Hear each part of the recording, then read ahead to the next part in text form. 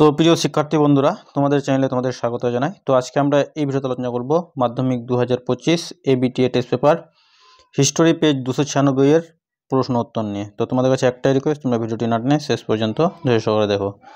তো দেখো, 1 নম্বর প্রশ্ন কি বলা আছে, দাদা সাহেব ফালকে যুক্ত ছিলেন। তো এখানে সঠিক উত্তর হয়ে যাবে তোমাদের ক নম্বরটা, চলচ্চিত্রের সঙ্গে। এরপরে 2 নম্বর প্রশ্ন দেখে নেব যে কবাডির পরিবর্তে হকি জাতীয় খেলার মর্যাদা লাভ করে। দেখো বন্ধুরা, এখানে 4টি অপশনের মধ্যে কোনো অপশানই সঠিক হবে না, এটা 1925 হওয়ার কথা, ঠিক আছে? তাই তোমরা এই প্রশ্নটা দেখে নিতে পারো। এর সঠিক উত্তর কী হবে তোমরা কমেন্টের মাধ্যমে আমাকে জানাও। তারপর দেখো, ধর্মসভা প্রতিষ্ঠা করেছিলেন। সঠিক উত্তর হয়ে যাবে রাধাকান্ত দেব। 4 নম্বর, এশিয়ার কোন মেডিকেল কলেজ প্রথম ইউরোপীয় চিকিৎসাবিদ্যা শেখানো হতো? তো সঠিক উত্তর হয়ে যাবে কলকাতা। 5 নম্বর, বিদ্যাসাগর বাল্যবিবাহের বিরোধিতা করেছিলেন যে পত্রিকায়? তো সঠিক উত্তর হয়ে যাবে সর্বশুভকরী। এরপর 6 নম্বর প্রশ্নে চলে যাব, যে শহরকে কেন্দ্র করে জঙ্গলমহল নামে বিশেষ জেলা গঠিত হয়েছিল? তো সঠিক উত্তর হয়ে যাবে ঘ মেদিনীপুর। 7 নম্বর, কোন বিদ্রোহের সময় কৃষকরা ডিং খরচা নামে চাঁদা আদায় করত? তো রংপুর বিদ্রোহে।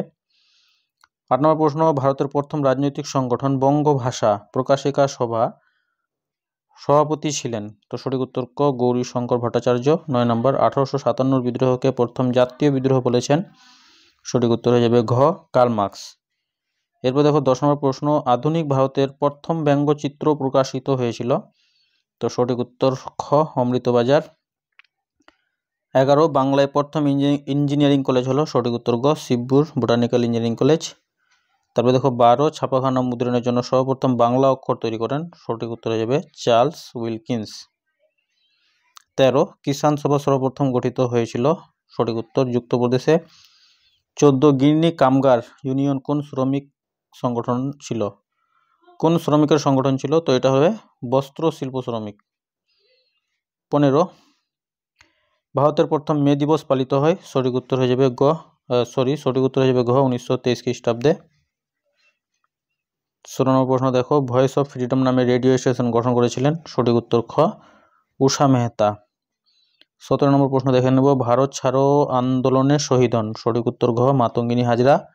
18, তেলেঙ্গানা বিদ্রোহ সংগঠিত হয়েছিল? সঠিক উত্তর খ হায়দ্রাবাদে। 19, স্বাধীন ভারতে নাগাল্যান্ড পৃথক রাজ্যের মর্যাদা পেয়েছিল? সঠিক উত্তর গ 1963 খ্রিস্টাব্দে। 20, নীলকণ্ঠ পাখির খোঁজে গ্রন্থটির লেখক হলেন? সঠিক উত্তর হিসেবে অতীন বন্দ্যোপাধ্যায়।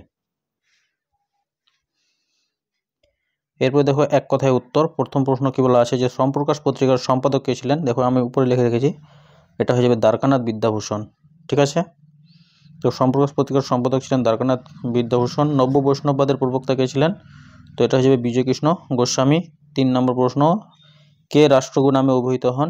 তো সুরেন্দ্রনাথ বন্দ্যোপাধ্যায় রাষ্ট্রগুরু নামে অভিহিত হন। কাকে নব্য বাংলা চিত্রকলার রীতির অগ্রদূত বলা হয়? তো অবনীন্দ্রনাথ ঠাকুরকে